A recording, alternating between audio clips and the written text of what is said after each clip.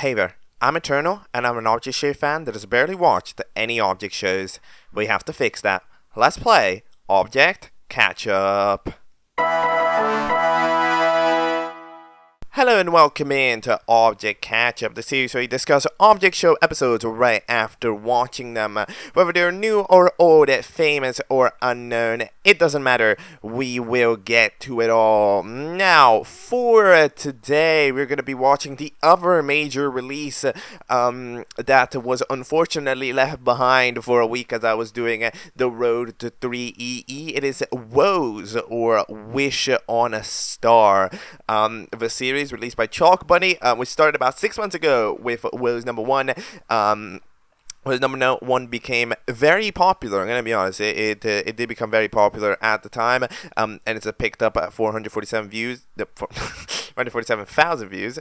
And, 4 days ago, it dropped episode 2, alright? But of course, before we can officially get to WOAS 2, we have to get to WOAS 1. I'm gonna review these two, and then, roughly whatever else I can sort out for today. I'm not 100% planned.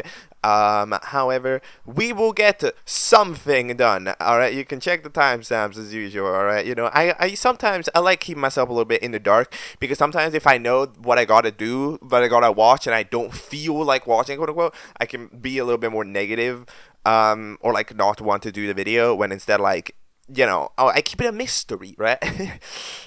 So yeah, alright. It's time for WOAS 1, which released, actually I should check, it's titled Filler Upper, and it released on July 11th of 2025. Here we go.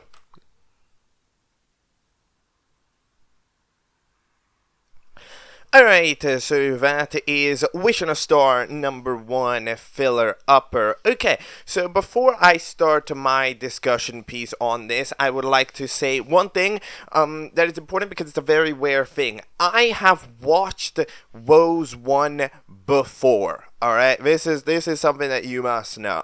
I actually watched it on release. Like, I think like the day it released, or the day after, like July 11th or 12th. It kind of just randomly appeared in my recommended, and I was like, you know what, I'm gonna watch this, cause it's been a while since I've seen a II object show, because at the time, like for context in July, I wasn't doing any of this project. Object shows weren't really even on my mind. I was watching II because the II finale was interesting, and season 4 was kind of interesting, right? Then even then, I caught up with BFDI once, and then kept it at Teapot 15, right? And then that was about it. But I watched this kind of at random for fun with some friends, because I was like, alright, look, this thing released and it's recommended, and it's a different show, and it's been a while since there's been a different show. So let's just watch it. Let's see how it's going. So I have watched this before. However, how much did I remember of it? Mildly, I remembered some characters of it. Like, I recognized the characters of it. And some notable events from the episode. I do kind of remember how it played. However, I think I definitely needed a refresh on it, so that I could watch WOAS 2. There's no way I was just watching it YOLO like that. So we end up having ourselves what I would like to call a BFB, because indeed we do. We have quite a BFB-esque show. In the way where it has a relatively large cast size. I mean, it survives in terms of not being extraordinarily large. Like, it's 36 people. 36 people is a lot. I believe that I would probably say the cutoff to large cast being anything 30 or above, I believe definitely constitutes a large cast of characters. I think below that you can still have it's a reasonable, 20 to 30 is a bulky cast, but you can make it work. But over 30, that's already large cast territory, right? Where sacrifices will have to be made to get it to work. And overall it seems to do pretty well. We end up having a couple of fellas come in here chilling, such as PDA. PDA is the sort of smart character here, who's on a team with a bunch of kind of idiots, and nobody really thinks about what they've got to say, and then they end up kind of having to do it by themselves. That seems to be the main plan that gets delivered here. I remember that when I originally watched this, okay, I remember that one of the things that which I had pointed out when I originally watched this is it really felt like a lot of characters had BFB equivalents. However, watching this right now, I don't know if I agree. You know, I have a little bit more experience in object shows. I think that it's a little bit more of a blend. Like, yeah, there's some characters that are a little bit, like, different. I think the PDA probably lines up a little bit more with, I don't know, like a Taco from BFB, right? Or they kind of end up being not too, like, where they end up with that their whole team kind of douse them over loser, right? And everything. So yeah, then we have the Strawberry. What do you call Strawberry? You might have a different name, but you're called Strawberry. You have you're just a super happy fella, you know, you're trying to encourage positivity. You end up kind of acting as like the mentor character to the evil ice cream sandwich, who is an evil ice cream sandwich, and they end up being that evil ice cream is super negative and mean, and they end up doing that dynamic, like you see the duo, right, of nice fella that's like, you should be positive, you're gonna say positive things. Okay, fine. Like there's that dynamic going on, which is an enjoyable dynamic, so I see what's happening. I mean, again, we don't get to see a lot of it, we don't get to see a lot of anybody. It's 28 minutes of an episode, but like, you know, at the end of the day, we don't get to see too much. There's only a couple characters that get like massive spotlight. We have this egg fella who ended up fetching a candy, and Cork is there being like, yo, how the hell do you do that? Because that's from Pinata. Pinata is a crazy person. That's the best way that I can describe Pinata. Yeah, they're like they're the archetype of character that's like looks like it would be a kid's thing, however says dark stuff, right? It's kind of like that archetype, where it's like you would think a Pinata would be more happily excited, but no, they're actually terrifyingly pessimist, right? However, but like they say things in a cutesy way, which is interesting. And Pinata goes like, hello, who took it? And it was like, oh, they apparently said the Rusty Pipe took it. They gave a quick lie, and they end up believing it, so that's nice. We end up also having a Cinderblock, who is a bit ruder of a character, but it's kind of difficult. We don't really get to see it. Then the candy ends up getting thrown away by them and ends up landing on the toy boat. Yes, toy boat. A toy boat. Who is the best comparison for toy boat? They had this one scene that it was actually pretty intriguing and it looked pretty good. Of them sitting cliffside talking to the candy, being like, well, you know, I wish that something new would happen, and then that's of course the catalyst to the series. You know, somebody said a wish, and then that was the wish on a star. Ha ha. Yes, so that was the idea, which is interesting. However, I mean, if you think about it, okay, it's kind of weird. Because, like, you would be like, oh, okay, from the events that happened here, the wish was grant. Because apparently the Dimensionals, was that the name that was said? Like, the Dimensionals are like, oh, hey, you come here every 100 years to grant a wish. And like, okay, yeah. But you came in and you granted the wish of something new. But something new is the competition that lets you grant a wish. You're actually granting 2 wishes. Aren't they so nice? Isn't Star just so nice, granting 2 wishes?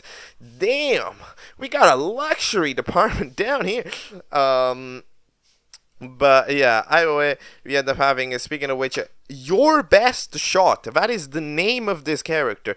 So, by the way, it's your best, not a great shot. It's like nearly off target. But yeah, they end up kind of being, they're just a follower. They're an excited follower. That's the best way that I could possibly describe it. They're an excited follower. They wanted to construct a blue team because they like blue. I think they just like things that roughly align with themselves. You know, like they like blue. They keep mentioning their name quite a bit, and stuff. So they're doing that. Then we end up having this fella. What were you called? I don't remember bro's name. This the flat one, the 2D guy that's like a robot chip. I don't remember your name. I'm sorry. So yeah, you're chilling there. You're kind of 2D-ness. You're the character with the least amount of mobility in the show, and 2D. But we end up making some fun gags like how the challenge gets completed. Xylophone, very similar to Your Best Shot, actually. Two very, very similar characters, just within their respective categories. Xylophone really wants everything to be rainbow themed. Your Best Shot wants everything to be blue themed. So, yeah. In the meantime, we end up having the fellas release a bug. Rusty Pike is taken away from it. Of course, this is a BFB1 reference because the jar is the same. Well, it's not the same asset. However, it's a very similar asset to the jar of cyanide that Flower opens that proceeds to cause the show, right? Because that's the idea. Yeah, because what starts with a B is Flower telling Black Hole to open the jar of cyanide, so they try to suck it up. And since Black Hole was still black hole sized, it ended up that it was sucking up the entire Earth. Then 4 had to come by and go like, "What the fuck y'all doing?" So that was roughly what was going on. But then the freeing it, we have everybody there who's been chilling, such as you, who's the thumbnail person. Just because you're the thumbnail person doesn't mean I remember your name. You're like a vase. You had some liquid. I don't know what you were.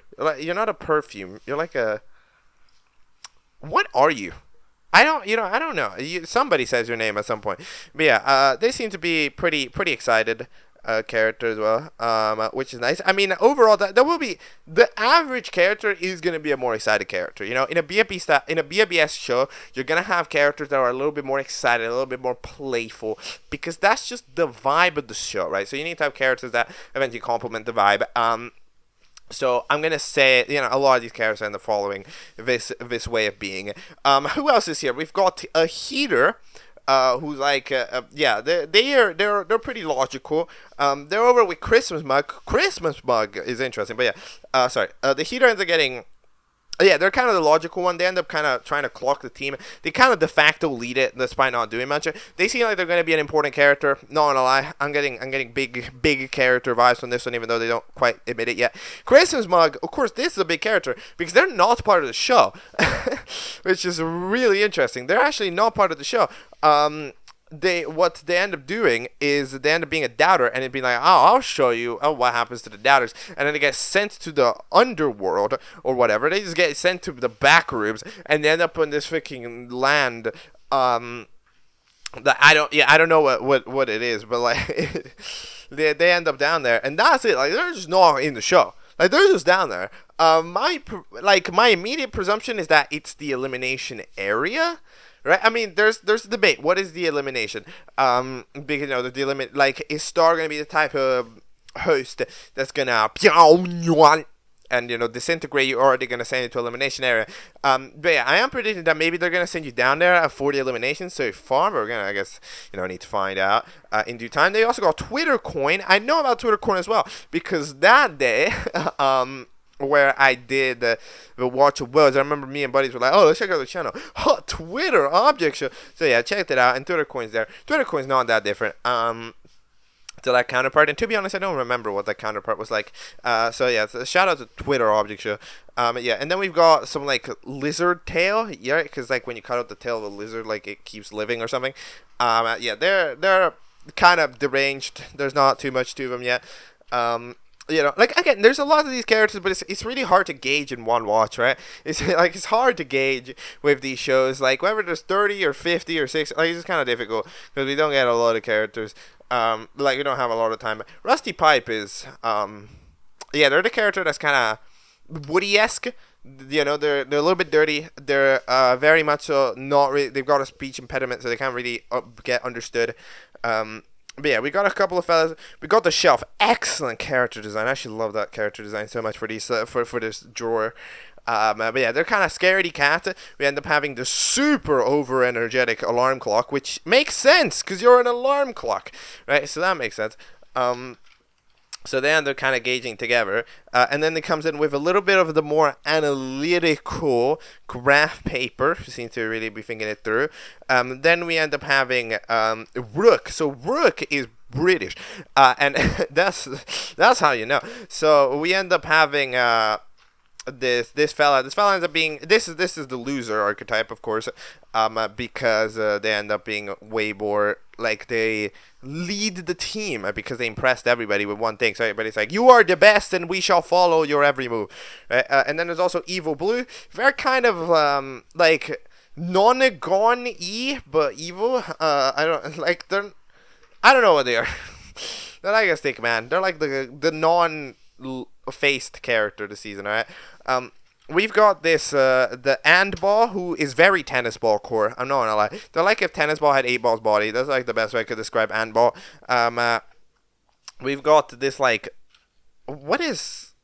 You know, I don't know what you are. You're like, you've got a regular BFDI mouth is kind of your thing about you, but no eyes. You're very flower-esque in the way that you act, right? You just kind of find suffering funny and constantly protest everything that ever existed, regardless of whether it needs protesting or not. A propeller heart being like, that's mean. Don't do that. Yeah. Then we end up having the other fella floppy. No, sorry, you're called diskette. Right, you're called diskette. You're not a floppy. You're diskette. You got your eyes always closed. That's your design quirk. And then what you end up doing, that's the proper tactician, right? That's like the character that's like, I don't need friends. I need that win. That's what I need, right? They don't think about teenage or anything. They're obviously, of course, the comparison piece is God Ball. So that's what this gets doing. This gets rather fun. Then we end up, there's so many characters. We end up having these fellas all show up in a bunch. Stairs, kind of like Spongy, a bit scared. We end up having the chair. You can barely understand anything they're saying. Mangosteen is the useless character, quote unquote, where they don't actually move. We end up having the crazy dookie, freaking like needle thing where you don't ever know what they're actually about to say. And then you have the birdhouse that seems to be relatively voice of reason, however we'll still go along with it. We end up having the rival to Goppo, that's this log thing, who is entirely just like, alright boys, we gotta be better than that fella, and they kind of try to do science but they don't really understand the point of science. So they end up kind of going with it. Then we end up having Apple Core, which by the way, really reminded me of some of voice acting in Dibs, and the Zombie Turtle does do that one. I checked it there. Like, it reminded me of a character in Dibs. I remember which one. It's like that girl, like that lips girl. Like they sound exactly the same. Then I complained to Recovery Center. Recovery Center also contestant. Yes. Do that more. I love recovery centers that are people. Recovery centers that are people are fire emoji. So love that. They end up kind of being they're super like socially responsible, being like, oh yeah, oh hey, you know, like they're very social, you know, at the end of the day. Like they don't move that much, however they'll have a fun interaction with everybody. So yeah, I mean, it'll be interesting to see, especially if that character gets eliminated. Because like, yeah, you can do so many interesting things with the recovery center as a contestant. Because by having a recovery center as a contestant, like, bro, you can like, there's so many power dynamics, anything. Like, every character recovered has to go through your team.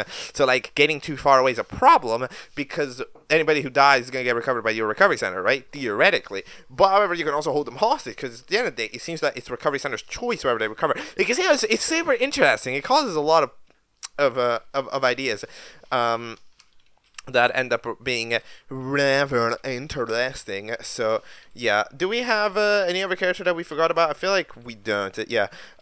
So we end up having those fellas all, and then at the end of the day, after the wish gets made by Toy Boat, the world goes to shit. There's a star up there in the sky. It's not going amazing. It's a little bit of a mess. A star is coming in, crumbling down. It's not going great. That's a fellas. Oh yeah, I forgot to talk about this freaking battery thing. What are you? You're like a glue stick. Yeah, you. I forgot about you. You're like the freaking I'm tough guy. Yeah. Fella, you know, like I don't.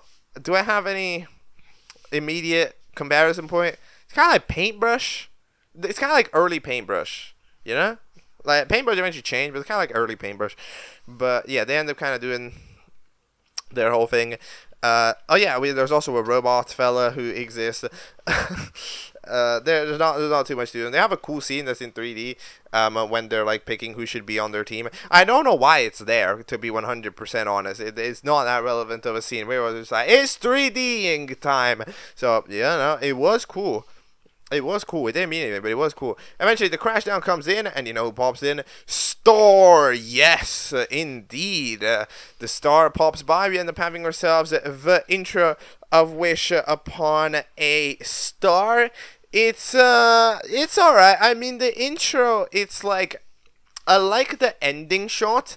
However, I'm not a big fan of how, like, yeah, like, I understand, like, I like the composition of the star with every character silhouette on it, but that's not what plays. Right, like, you'll notice, like, from the lines that get played, like, we're not forming a star shape based on the characters that move in. Where, like, it just kind of lines. Right, so it's not. So I don't think it's accurate, basically, to the actual star formation. Like, I understand that. Oh, they're making the excuse. Oh, they're forming into a star. They're not quite a star yet. But I don't know. It would be cool if it was a star, because like something like the OFA intro ends up being very solid, because like you can see that it forms the formation, like the V formation, properly within the intro itself, right? And then it zooms itself out, which this intro doesn't do. So I do think that it's got some. It could use a bit of work, and it also doesn't actually show any of the hosts in it. You know, like moon representation, completely not there. Like, come on. Speaking of which, Star is here alongside Moon, a co-host. So we have the classic hosting duo of BFBX. So host that is cuckoo crazy, but they murder people so people will join the show, and co-host that is so unbelievably nervous that they fuck up every time, and the host gets annoyed and does mean things. That's the hosting duo that we have here. Although, I'm sorry, hold on. What does... Says there should be 5. Wait a minute. There's 5 Celestials. Because, that's the part I'm confused. Because, hold on. Since the dawn of civilization, throughout history... 5 radiant beings, known as the Celestials. These cultivators arrived out warning their shimmering forms appearing in the sky like distant suns given life. And when they do, one of us is chosen. One fortunate soul is granted a single wish, any wish. But be warned, their choices are unpredictable, their method unknowable. Okay. Interesting. I'm not gonna lie. So, I mean, there can be 5 celestials. Does that mean that there's 5 stars? Hold on, like, is the moon... hold on, like, that's the debate. Is the moon a celestial? That's the question. Like, because that's what I don't know. Because it says that there should be 5 of them, and at the bottom it shows 5 stars. So maybe the moon isn't a celestial. Maybe that's the idea. So the moon is... okay, no, not a celestial. Celestial? No. Okay, got it. No celestial status. But yeah, these characters are very well designed, to be fair. And by the way, shout out to the fucking like the back rooms or whatever.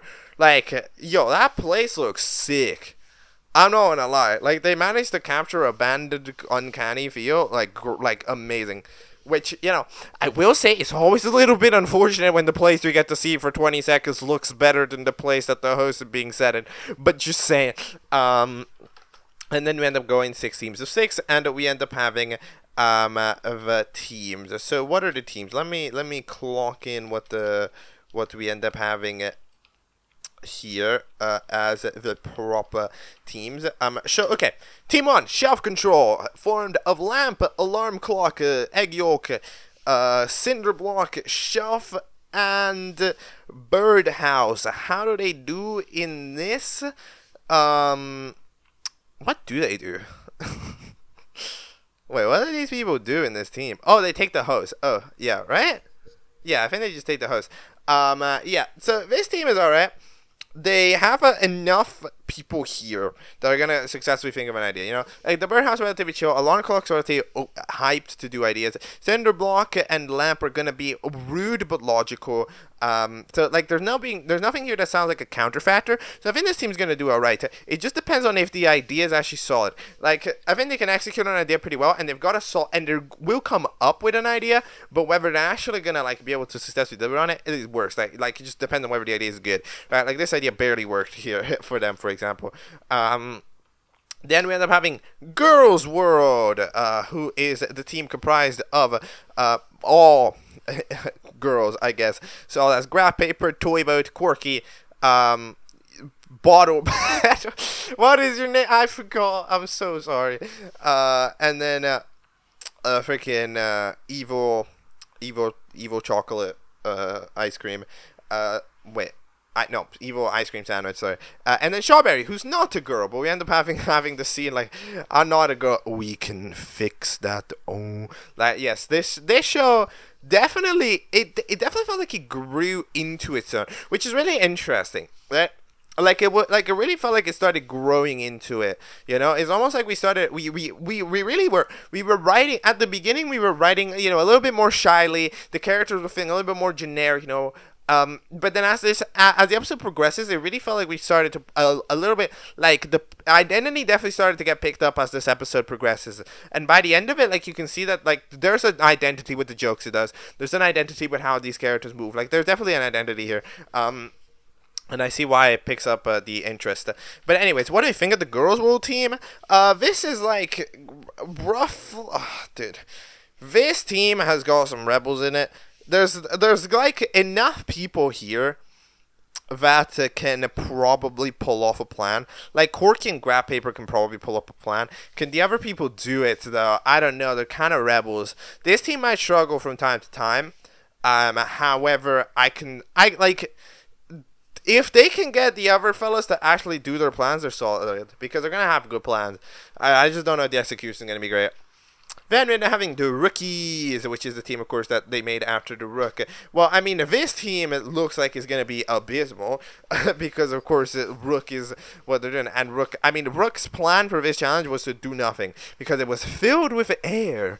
Okay, cool. I mean, like, you could tell that to Star and see what Star would think of it. Like, maybe Star's like, oh, I never thought of that. Like, you know, like, it's filled with atoms. Oh my god! Like it wouldn't be a 0% chance of that working. Stupider logic has worked in object shows, but yeah, I mean, yeah, I don't really know.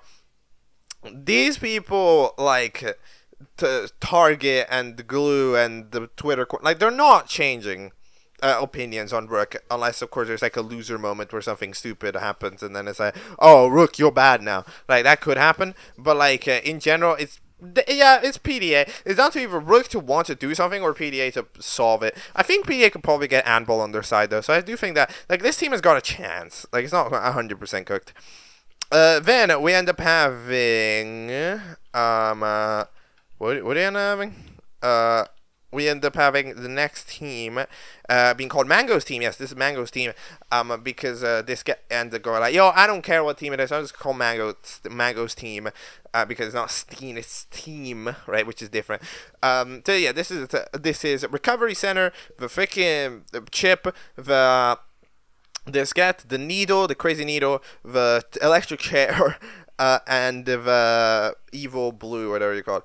This team is kind of the team that gets made with a bit of an excess of wackiness, right? Because you'll notice that it's like, okay, this guy forms this team with a good proposition. You're like, I'm gonna get everybody that's like got unique powers, so that way I should theoretically have a wide basis of interesting things that we can do as a team because we got a lot of things, right? However, like picking up everybody being like having some sort of oddness to them, that limits the amount of just regular workers, right? Like you can't, like you need to have a fine balance between people that have got unique traits, but also just people that can like lock in and work, right? And this guy doesn't have any of those. All of these people, how many of them are going to do something? Recovery Center has no arms and they're on duty, you know, all the time. The Crazy Needle might as well be drunk. The Electric Chair, you can't touch it. The Blue Guy, you can't reason with them. And the Chip has no mobility, right? So just this get on their own for any type of challenge that requires just pure force, right? And nobody else can really help.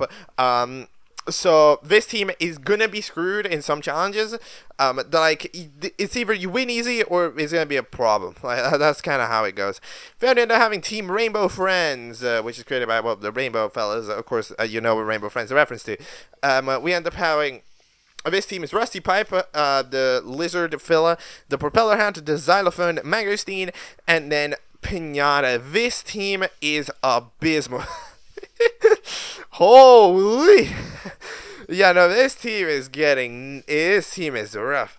Like, we've got both the mean character nobody likes, the character who's like annoying, but also you can't understand them, so they can't even get a fan base. We've got the character that's just creepy, like Pinata, and then we got the useless character that doesn't move, that ends up just being the fuel for gas as Mangosteen. This team is ass, bro. they, like, not in terms of like literal Like, is it bad to write? Like, no, what this combo can make funny characters. It's just like, holy shit, his team's not winning. And in fact, they don't. Like, no, I'm looking at the teams like, how did they ever win a challenge? I mean, I'm sure they'll win the next one, I'm sure, right? They're not going to be up for them twice in a row, but they probably should be. Like, it's like, holy fuck. Yeah, they've formed a bad team. Then eventually we end up having both of them, which ends up being the team name of Log's team, which ends up having Applecore, the heater fella, the robots, the log, the stairs, and the lizard tail. This team is okay. There's not much to this one, I'm not gonna lie. There's a couple of, there's enough variance here to where I think that this team, this is kind of the team that ends up mid-table, you know, like, I don't expect this team to ever dominate a challenge, because why would they, but, like, how would they get up for them, right? Like, they got enough people here that are gonna think of ideas, you know, like, Robot, gonna think of ideas, Applecore, gonna be annoying, but it's gonna think of an idea, so then they go for the stair and the lizard tail, right? But then at the same time, we've got enough things to, like, sort out through bad ideas with Log and with Heater, right? That they should be relatively okay to kind of, like, solve it out. So I don't think this team will struggle that much. That's that's my current analysis of the episode, and then we have ourselves the challenge. So you'll notice I'm already going over time, so I'll kind of skim through the challenge. Challenge: fill the thing to the brim. The first team ends up taking. The first team saving the big goes what because the bottle of a thing that I don't remember what it was end up going. End up really wanting to write 666 on the document, because after they wrote 66, they were like, don't write another one. I said, well, God, do it now. Which, yes, true, absolutely. If you don't want somebody to do something weird, then mainly just don't point out the existence of the possibility. But thankfully, the evil underworld juice ends up perfectly landing in their vase, so they're safe. Good job. Then the next team that ends up being safe ends up being both of them that ends up just kind of yeeting themselves into it, being like, yo, maybe we can fill the line. Nope, they can't. However, thankfully, Robody has the idea of taking the weird juice thing and just using them from the other team to fill out enough to where they rise and end up filling the line. So they end up clutching up there. Then, this team turns on the host. Then we end up having PDA, which kind of just YOLOs it, uses a little bit of a physics problem, ends up having a few boxes that then fitting themselves into it, so that way the line is filled. So the rookies managed to do it. Good job, rookies. Then we end up having Mango's team be safe. Oh, I love the gag. Like, they don't see anything, but then they have to turn around to see all of the freaking chips.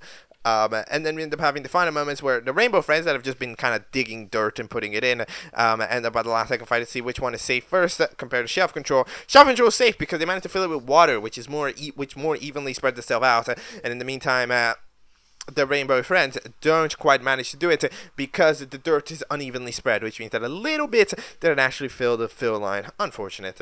And then that means that the Rainbow Friends are up for Elam. Who's getting out? I mean, Magazine is the most useless, but this lizard's got to go, right? Surely. There's no positive to having you on this team. You're just a contrarian. You know, like, it's kind of one of those things that's, again, it's like, oh, but they're getting rid of the main character. Yes, why wouldn't you?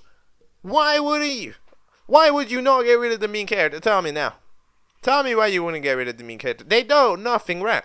You know, like, if the main character at least wins, or the main character's trying, but this main character does nothing, chat shit as a contrarian for no reason, doesn't do anything. Like, they gotta get out. You know? Like, just objectively speaking. Like, there's just, you know, like, they didn't do anything, they were annoying, and they had to be made the challenge tougher. Like, it's like, yeah, they gotta go. They gotta go. Mango scene, you can survive another day, I guess.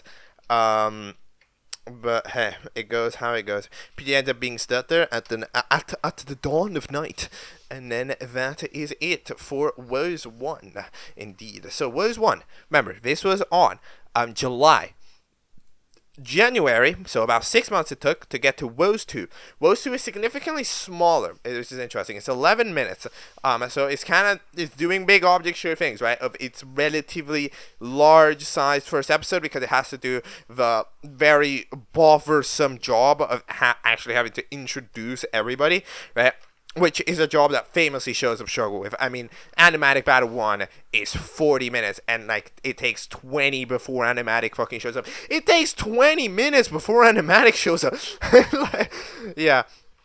And here it takes like what 10 minutes before Star shows up, so like yeah, it's just kind of a thing. But it's amazing about it. It has a half the cast, so yeah. All right, let's see how it does now that its cast has been defined in episode 2 of WOAS, Capsule of Warmth. Go.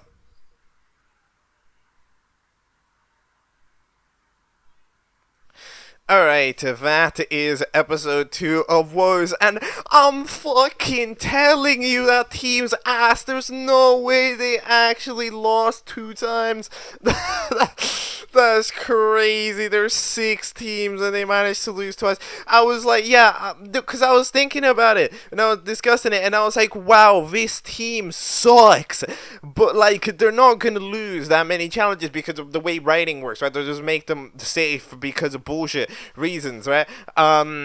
Like they're gonna do a bullshit thing and they're gonna be safe, right? Because otherwise, like, objectively speaking, this team probably just loses everything. Yeah, no, it's just that type of thing where, like, the best way that I could possibly imagine this situation is like you're writing a challenge. Okay, well, here's the deal.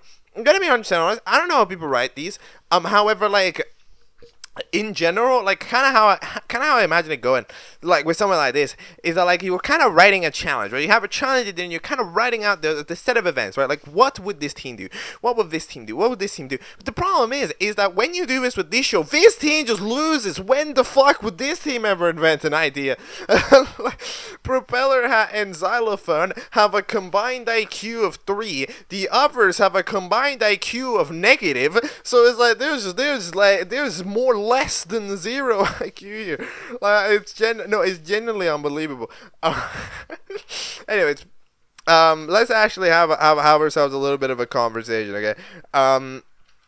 So first of all, okay, sorry for the beginning scream, but, like, let's first clock in the technical aspect, okay?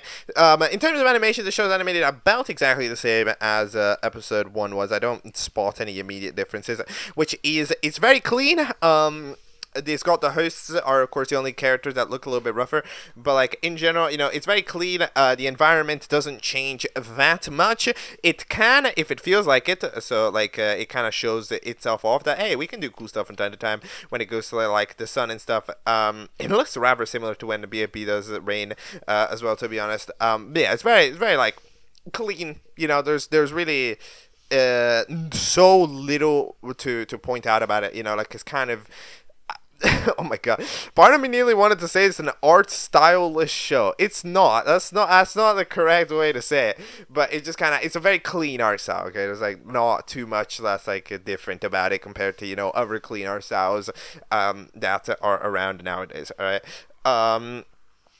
But yeah, anyhow, in terms of so in terms of animation, good. In terms of writing, it's very BFB core at the end of the day. It's a bit less chaos than BFB, I would say, because it's like, yeah, the characters are just a little bit less powerful. I think is what's going on, right? Like, the amount of because the thing about BFB is that you've got so many contestants that have got so many, like, goofy powers that ends up kind of being a problem.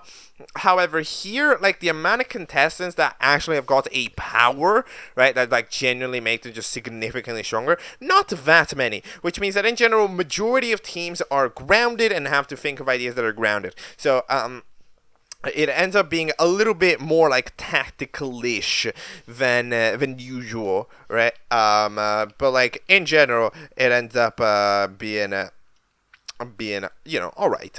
So, yeah, and despite that, we end up having, again, it's a very BFB core episode. We have some fellas, you know, invent goofy strategies, but, like, overall, it's just solid. I don't believe, because I see people, especially in the comments, because I checked them out, be like, oh, this is, like, exactly BFB early vibe. No, BFB early vibe is way more chaotic. I'm gonna be honest. Like, it's a BFB early style. However, it's not the BFB early vibe. In my opinion, this is way more chilled out than BFB early ever was.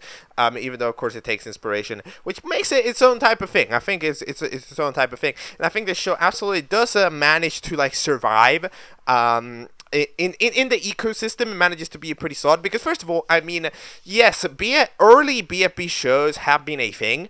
Right, for like a while now, you know, especially in the BFB era, tons of shows started doing that. You know, we even talked about one of them, like Moss, right? They used to exist. However, all of those are dead. To be 100% for real with you, all of those died. So like currently there's not really that much of a room for it. So WOAS gets to exist very well in the ecosystem because there's not exactly a show that's alive right now that's exactly like it, except Animatic Battle. Animatic Battle, I think, however, ends up kind of, it's outgrown style status, right? Like Animatic Battle has outgrown the rhetoric of being early BFB style. Animatic Battle is just a style. Like it has grown enough to become itself, which means that like it's not, no, it's its own style with like the chaos ramped up to 1 million, right? So in general, I think that this show absolutely, as one of the big dogs, does still get to chill out and survive, and does it. Episodes every 6 months, too many months. Like at the end of the day, you've got 36 characters, which is way less. It's, yes, I know, it's way less than 64, but that's still 35 episodes. If you do 2 a year, that'll be like 60 years or something. No, that's not the math. Hold on. What's the math? Wait, 2 a year, 30. No, that's 15 years. Sorry, I did it the other way around. I did it like once every 2 years. Sorry. That's like 15 years to making the show. That's a lot of time. So like in general, definitely needs to speed up production a little bit, but like it's got the fundamentals. It's got the general length of episode, sure, that long, right? 10 minutes is good. It's got the relative characters, yeah, that's solid. But again, it's kind of hard to tell because it's impossible to know what the show's going to do in terms of arcs, right? Because we're firmly in the beginning. We're in the early game, right? We're like, we're still just trying to get introduced to the characters. So it's going to take like 5 episodes of this before we even start to get to see arcs. And arcs tend to be when episodes grow in size, right? So far, the show just has to it has to try, basically, an average show starts off like this, and then it has to grow in size eventually, as arc stuff and story starts happening. So that means that it has to try to figure out how to maximize the speed of this part, right? This part is just like pure challenges. It's the same that happens with BFB, right? Like BFB starts off being capable of churning an episode, going like pa pa pa, right? Like episodes came out every 2 weeks at one point, which was insane. So like it nailed down that part, and then it just has to lock. And then eventually, however, as time passed, it started locking it on arcs and narratives and everything, and that's when it slowed down drastically. So basically, this show has to massively speed up the process of this part. That way, it can eventually grow into arcs. And you can be like, oh, but this show's just gonna be fun. It's not gonna have arcs. No, arcs happen on accident. Like arcs just kind of have to happen as a result of shows. Anyways, Muffin or Die. Muffin or Die. I'm sorry. Yeah, this is like, I'm sorry, this is a Tom Scale reference, right? Like, these muffins look so much like the muffins from, like, the Muffin Time, from Muffin Time. Like, they look super similar. Come on. Don't tell me that's not a Ast movie reference. But either way, the contestant that gets eliminated is Mangosteen with about 200 more votes, 2,700 compared to 200, 400.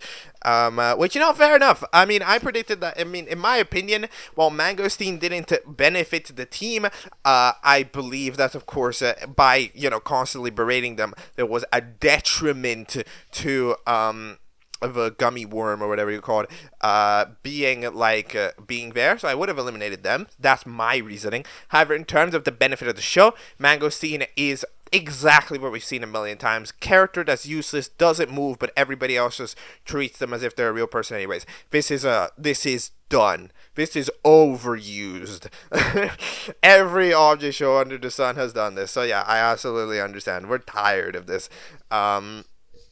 So yeah, then we have the challenge. The challenge. Everybody gets a popcorn kernel. Pop your popcorn kernel, and you will be safe. Otherwise, you won't. The last thing to do so does it. Good challenge. Good challenge. It forces a little bit of thinking. However, at the same time, a little bit of like, you're gonna need a bit of technical ability to do your plan, but you need to generally invent a plan. That ends up doing pretty solid. So I would say that overall it's a solid challenge, and I haven't personally seen it done before. So yeah, it's very nice. And the teams that end up being safe. So the first team that are being safe are both of them because they managed to just pop the kernel because they have the heater. They have a heater that heats the thing, so they pop the kernel, and then they are safe. So both of them, for example, end up roughly out of commission for this episode. You see, exactly, it's understanding the writing thing. It's understanding the writing thing that these shows tend to do. That you have to do with an early BB show. How do you write an episode with a large cast, but that make it 10 minutes long? Make it a chance like this. That way, for example, that team's safe. They don't have to be there anymore. Exactly. I mean, heater is still there for funsies, right? But like in general, they don't have to be there. And there we go, boom, 30 now. You know, you don't have to deal with 30. Like it's really easy to knock it down like that. Which is very nice.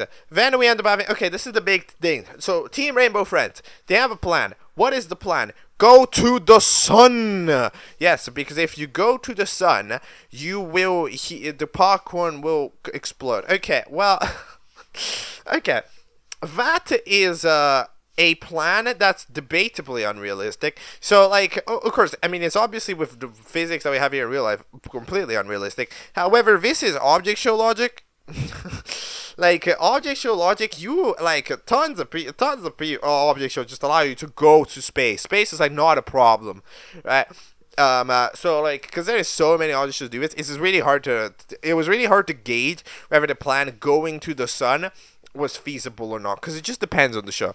It turns out it's actually incredibly unfeasible because the Earth has atmosphere. So, yeah, they end up failing. The gummy worm does call it out as being an incredibly stupid idea. And they're going, oh, let's find a microwave. Which, by the way, is also a stupid plan. Where are you going to find a microwave? You're in grass. You're in the umpteenth show set in a grassland with no buildings, where it's completely mysterious how the fuck any of these guys were ever living before, because they're just in grass. And I'm telling you, it's only a matter of time until the show introduces a city that's far away.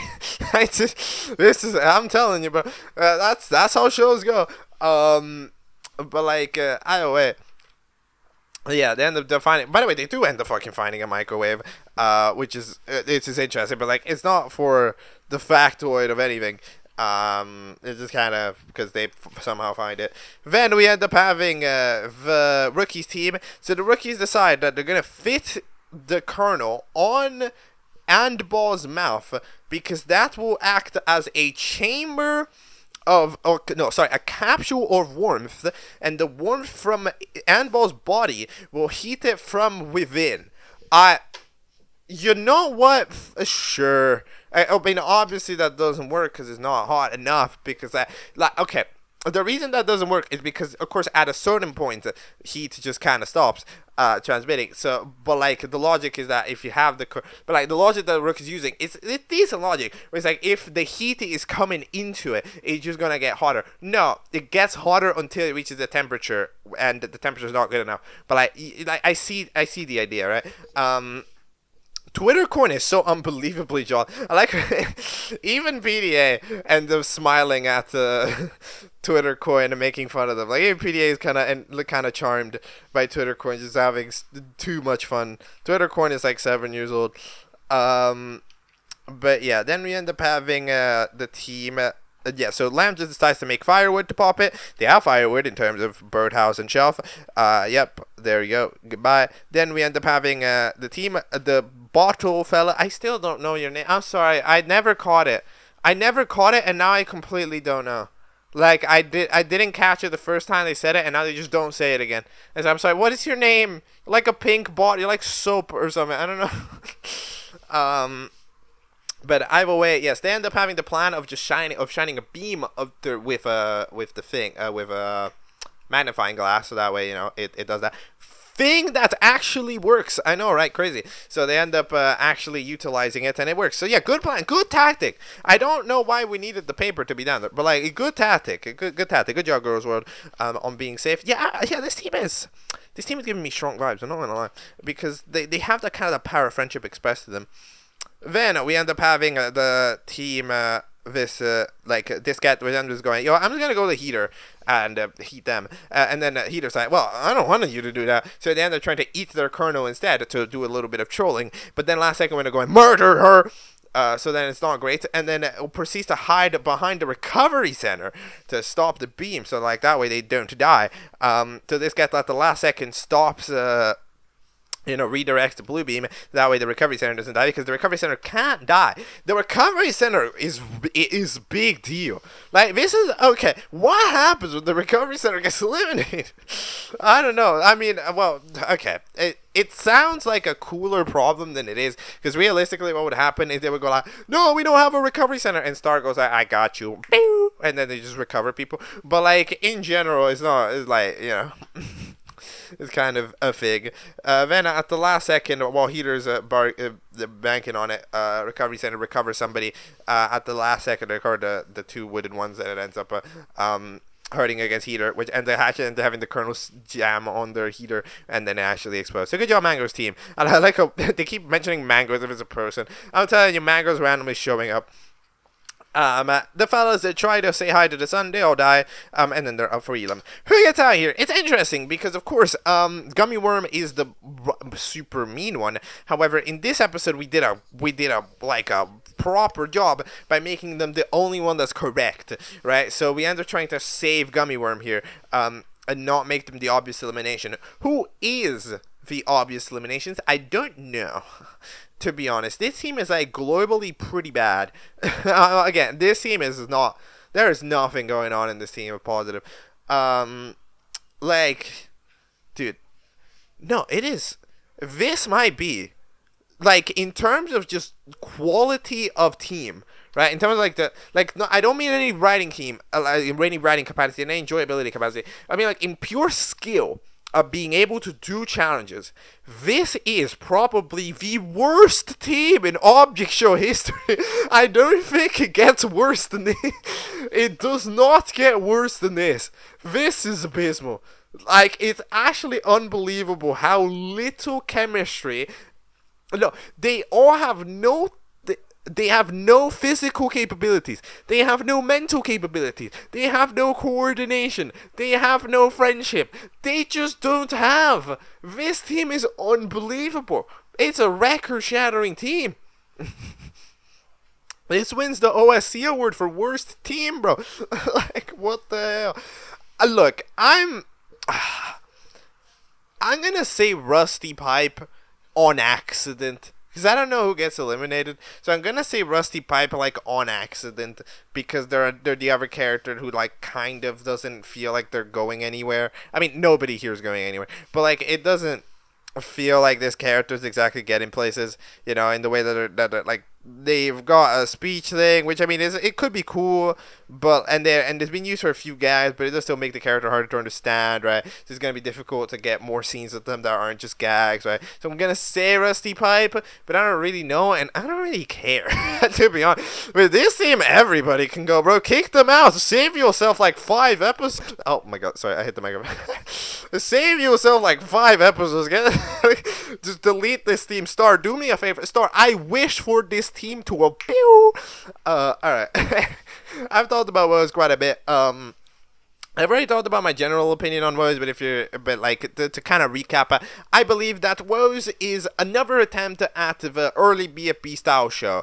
It manages to give itself a little bit more of a more like serious vibe, which makes it a bit more chill. It keeps itself fun, but it's a little bit more chilled out as well.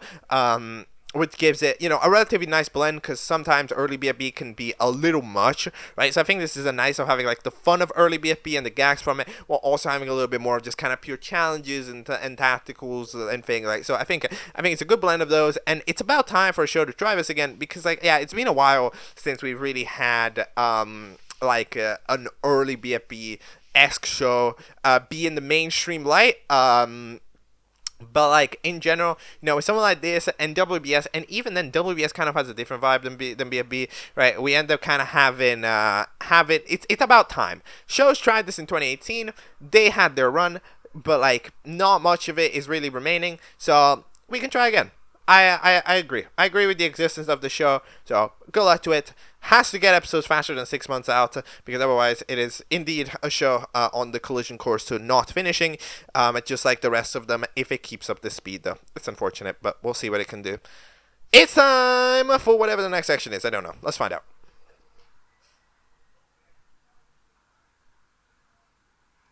Alright, next up, not many, but a couple of things from creators that we previously covered, but we're extremely behind on. We're in fact 10 days behind on it, actually, from the things that we gotta watch. So we'll have to get to it. Starting off with a series created by Zroaging, Zero, I think is how you'd say the name. I kind of forgot it, but I think it's Zero. I've always, or is it Zero Aging then? Would it be Zero Aging? How do you say it? You know, I don't know. I'm sorry. Anyways, basically, 10 days ago, they released episode 4 of a different show, which they have made, with majority of the episodes being 3 years ago, kind of by surprise. It is titled RC. I have no idea what it is, but there's only one way to find out what it is, and it is by watching it. Starting off with episode 1, Gimme My Star. Here we go. Okay, that is episode 1 of RC. Interesting thing, I was trying to figure out, what type of show is this, and I don't think it is any, right? Because, of course, when I see a show like this, I immediately go like, okay, is this an object fool? No, it's not. This is different, which makes it kind of interesting. It's kind of, okay, the best way to describe this is a show that's made very quickly, right? So usually has a fast production time, right, because it's like it released on December 25th, and apparently December 28th is when episode 2. So it's a show made on a very quick time schedule. So what it ends up trying to do is being a show made on a very quick time schedule that tries to give off this I don't care attitude to it, right? So it ends up kind of having voice acting be intentionally rough, animation be intentionally scuffed, right?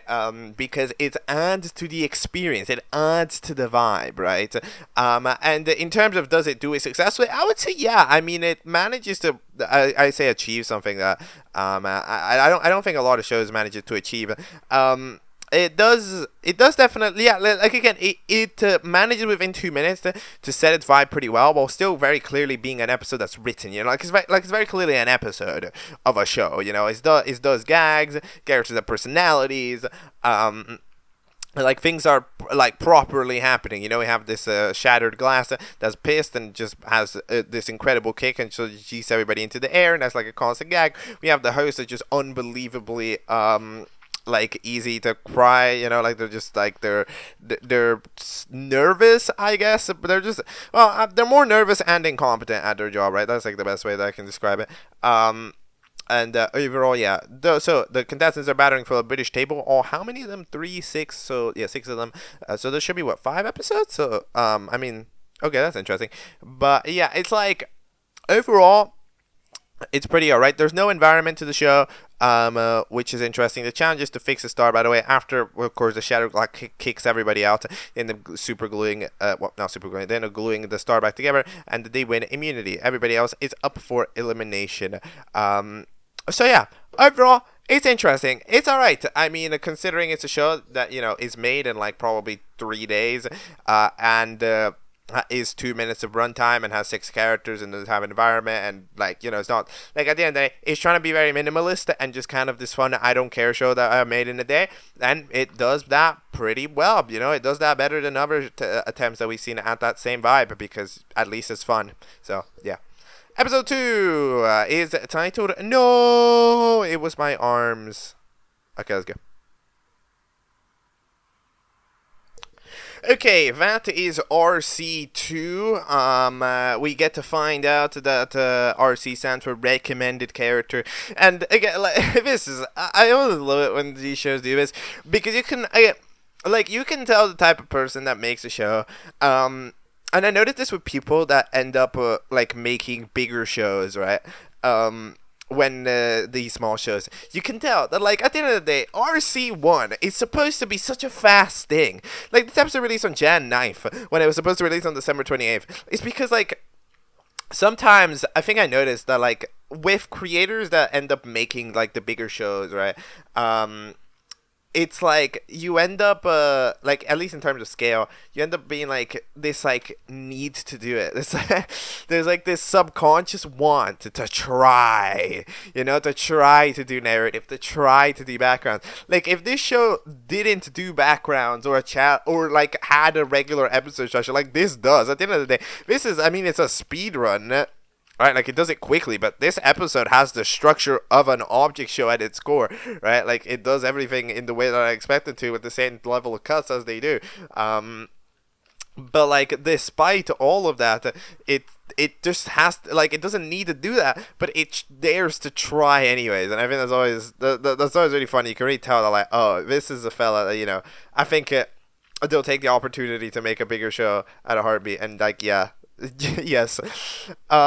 Either way, we end up having the initial blabber, as we end up having the elimination time, where the eliminated contestant ends up being this wheel thing, tire, I don't know what you are, but you end up getting eliminated with 4 votes. And then we end up having, well, again, the show's called Recommended Character. Basically, like the amount of, like, there's a decent amount of effort that has to be put for us to do this, like, BFDI intro copy, you know, like, there's effort here, you know, like, there's not a lack of effort, which is nice. 5 minutes to get to the largest stack of cards possible. Not a lot of time. Gotta be 100% honest here. Either way, the contestants end up building stacks to various degrees of success. It doesn't matter because it just so happens to be a storm that ends up picking it up. The host makes a base for them to go into. But that means that everybody's stack has disappeared except for NOOOO, which managed to have 1 card that they were holding already. So that 1 card means that they win. The fella gets mad. How come people with only arms have won this? Well, be better. Like, what do you mean? Like, you could have had a card. It wasn't that hard. You can hold 2 cards with your foot. You know? Like, it wasn't an impossible to win challenge. Come on out here. Come on out here. Like, it can't be doing ableism when you're just bad. So yeah, who's getting eliminated? No idea. No idea. Like, I don't know. Nah.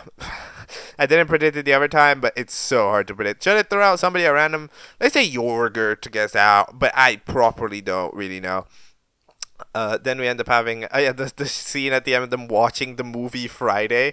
Is this a good movie? Well, I'm glad it is. There's a movie Friday. Hold on, what movie is this?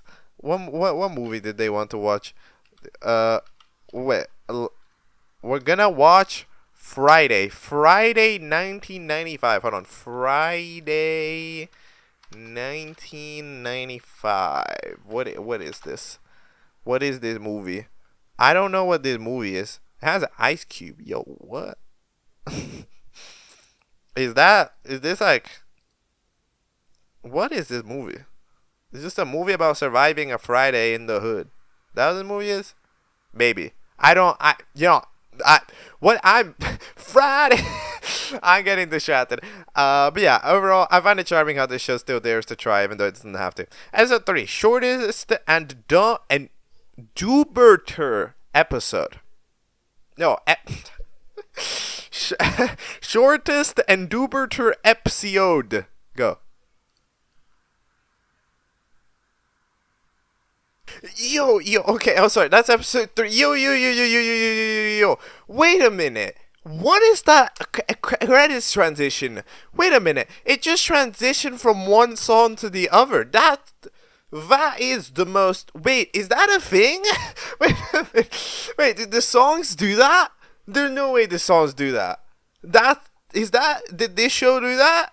Did this show make the songs glitch out and transition into one another? That was genuinely the coolest thing I've ever heard. Yo, that's sick. Yo, look at this. Oh my god. Yeah, it makes the sound and then it transitions into the sound that starts the next. Oh my god. Okay, anyways. I'm sorry. That was sick as fuck. I don't know if that's a thing in the actual songs. If it is, people haven't utilized it. Okay. Anyways, we have the host who is meaner now. They decided to be more 4-esque than usual, being like, no, I don't, like, they even speak more like 4, because, no, I don't want to recover somebody. NOOOO doesn't have a blue eye anymore, not sure why, but, you know, in a week we can forget many things, so, that ends up happening in the eliminator, because that ends up being Cup, because I forgot that they were mean. Yeah, that's my bad. You see, in a minute you can forget many things. So yeah, the Cup ends up being eliminated, and then yeeted away, and then in the meantime we end up having no challenge, but they're getting teleported to a different landscape. It's like a pinkish landscape, and then we end up having a debut. We end up having a bunch of people who, well, of course, they're recommended characters, so there's not many shows where it makes more sense than this one. But yeah, there's a couple of fellas. Some of these characters are cool. It's kind of difficult. They all get so little screen time. Like, they maybe get an exaggeratingly little amount of screen time, to be 100% honest with you. Like, they could use a little more. So I'm just going to predict that the first one is the one that joins, to be honest. But it probably depends on the pulling power. The first one was Apple Slice. So let's say Apple Slice joined. But I don't really know. What's the post-credit scenes? Oh yeah, the fellas who are in a void with a blue gradient. That's a very nice blue gradient. Can I steal that for object Catchup? And I make the nice zone and use that gradient. Nah, I'm sorry. And then it seems that some evil, very long-legged fella has appeared in front of them from a portal. So, you know, things are happening over in the recommended characters lore. Things are happening. Beware. Beware, cause shit's about to go down. Alright, well, shit's about to go down. Well, we're about to watch RC4, which is titled This One Here. Let's go. Alright, that is RC4, and wow, the quality bump is severe. This just shows not playing around. Yeah, I mean, of course it does. I mean, it's been like, what, 30 years, and of course, there's been just so much improvement with, of course, ODA and everything. And, you know, crew that can help out and is friendly and everything. So, like, in general, it just ends up being cool. Notebook has your blue eye back again. It does a good job, and the characters are all relatively similar as well in terms of personality. They're not that different. I mean, a couple of them have definitely turned goofier. I think Yogurt and Notebook have definitely turned sillier variants of themselves.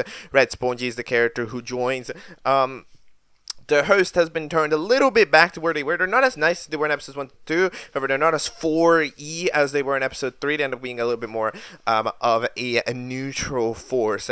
But, like, in general, I think that, like, this is great.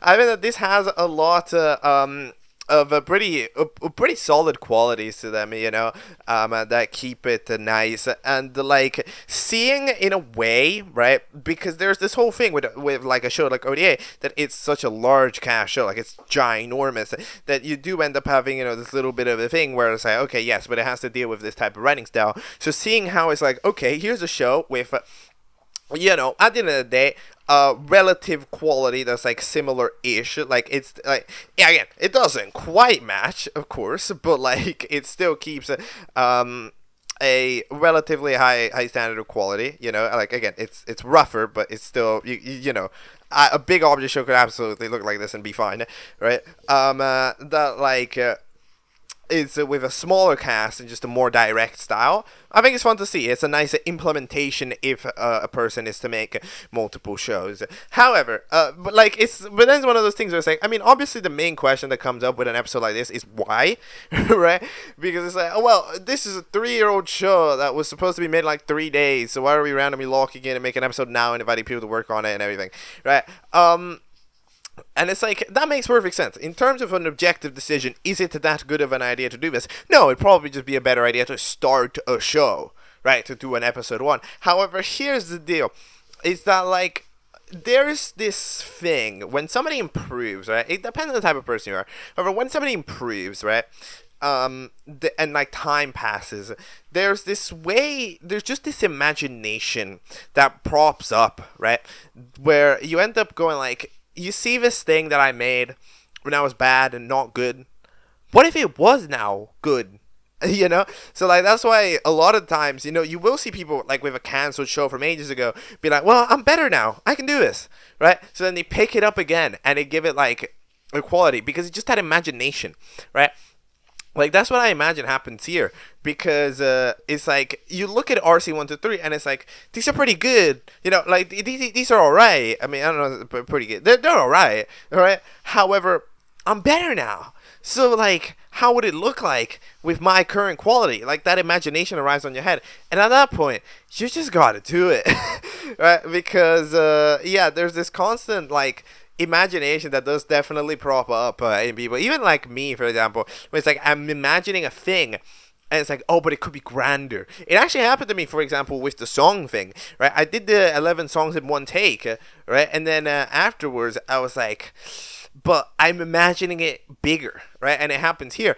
And the same thing happens for shows like this that end up having big gaps and then suddenly getting revived, even though they're small shows that shouldn't probably get revived, right? Like, it ends up it ends up just being a thing that's like, I want to do it because I want to see how this thing that I used to do with my qualities then looks like with my qualities now. And indeed, it ends up excellent. I love the judge dynamic. By the way, this episode is a talent show. I mean, generic challenge, but like, either way, it's a generic challenge, but it's generic for a reason. You know, it's one of those, like, it's one of those challenges where it absolutely shows our personality the best. You get to have judge panels, you get to have, like, pretty much whatever team you want to win, because you can make the judges bullshit, and you can't judge it, like, you can't call it objectively wrong, because at the end of the day, it's a subjective opinion, right, that the judges have, so you can get away with it. You can get away with anything, show off the character's personality fully, and do anything. So it's always just a great challenge, talent show challenges.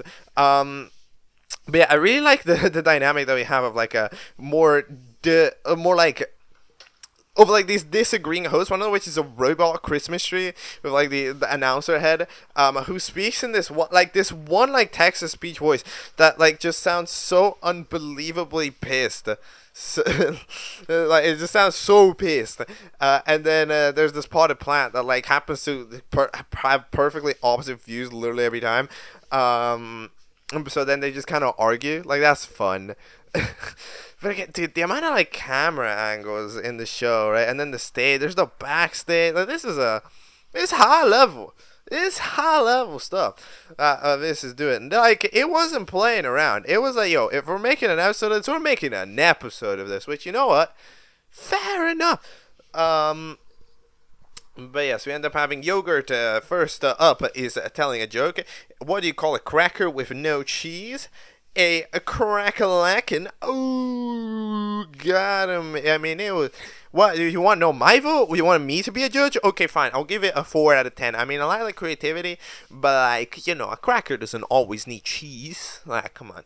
So, I'm not, so, I mean, it was alright. Then the second one is Red Spongy, who can build a card stack, and in 1 second, they build a crazy card. So, look at that! Follow 6 hell! You know what? That would get like an 8 out of 10 for me. So, I think that the 10 out of 10s are very solid and very deserved. And even though Notebook gets quite pissed at him for having a higher number with the card stacking at the end of the day, I mean, we saw how your card stacking was. Your card stacking would not have gotten a 10 out of 10. I'm going to be absolutely for real out here. It would not have gotten a 10 out of 10. But to be fair, Notebook did not see what Red Spongy actually did. So, like, it's kind of, like, hard to really say for them, right? Then we end up having the freaking doorknob, which ends up beatboxing with a fedora. It's not very good. It's actually surprisingly awkward, but hey, again, it keeps the... You gotta remember your roots. The show at the end of the day is rooted from episode 1 in having this kind of awkward, nonchalant nature to it. So that when it has moments that are like that, that's good. That's what we want. Dude, this background's so pretty. Dude, who made the backgrounds? Can like lock it on more shows? You know, get hired. Like, we end up having a peppermint that ends up apparently knowing how to pose, and then end up doing a little bit of a dance. But yeah, like, there's effort here. There's like a surprising amount of effort into this. Like, this is crazy. I don't know if we're even going to have an episode 5, but, like, the amount of effort that I was at least put into this, like, it is significant. I'm, like, impressed by it. Anyways, it's not amazing, and they don't get a crazy vote, but I will say that it did look kind of cool, so I'm going to give it, like a 6. I'd give that, like, a 6 out of 10, personally. I don't know. Mop comes into clean and gets cheered. Mop with a mop. But, wait, the mop with a mop has arms. Wait, are you just a character? Oh, okay. That's something. A Notebook arrives at the very end with a crazy, again, camera angles. Way too much effort getting placed into this. Like, realistically speaking, it is poor. Like, realistically speaking, this is everything that this episode does feels a lot nicer than it usually would, because it's made for the love of the game. You know, like, if it's this show, it doesn't need to go this hard. It doesn't. It just, like, everything that it does here is just entirely for the love of the game, which I think makes it great. A star comes in and starts singing. Like, it would have been fine. Honestly, yeah, the notebook ended skipping the verse. I think the notebook should have had a verse. I think that would have been cool to low-key. I mean, the gag was kind of funny, but I low-key didn't mind the aura farming. Oh, no, that would have been okay. It turns out that the potted plant has a winner-like hand, which is pretty cool. The notebook is also flossing, and they got a makeup done, so that's fair enough. But yeah, that it's so high effort, bro. But either way, they don't end up winning, unfortunately, by 1 point over Red Spongy, who ends up being safe. So who ends up getting, so that means everybody else is up for elimination. Even this fucking voting screen looks really nice. Dude, we got, like, this is too good. This is too good.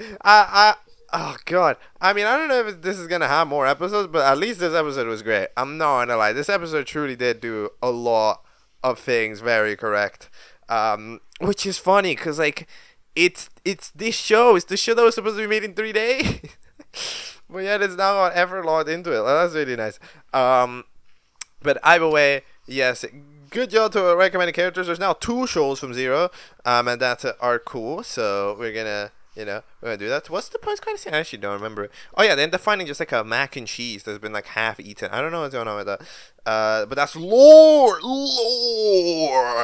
I know, right? We got lore in this show. Let's go. Okay, you know what? I'm hooked on this, bro. Sign me up. All right. Anyways, it is time for. Okay. Well, technically, I don't have to watch it, but I'm gonna do it anyways because it's 14 seconds long. RCA. Oh, well, I'm predicting recommended characters again is the name. 1A, which is titled Pretty Boring. All right. Okay, let's go.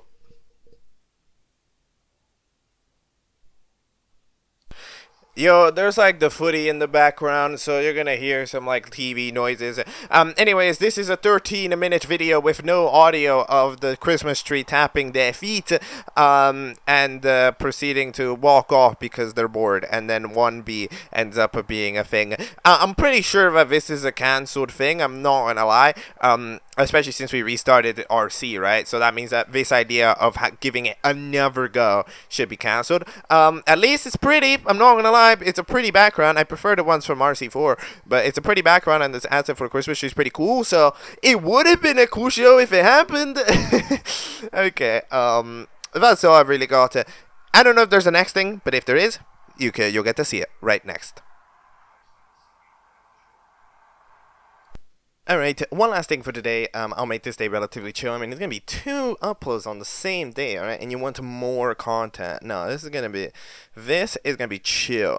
Alright, chill video, okay? So, in this chill video, what are we going to do? Well, we are going to be taking a look at, the mysterious BF4 37 that released. I mean, I don't know if this counts as an episode, but it is a numbered episode, so I have no idea what this is. It is titled FSH XIYF SQ EVEQ GLYMKS XLVS. It is 2 minutes long. I have no idea what it is. I mean, I'm presuming that the name is encrypted in some capacity, but there's only one way to find out. Let's go.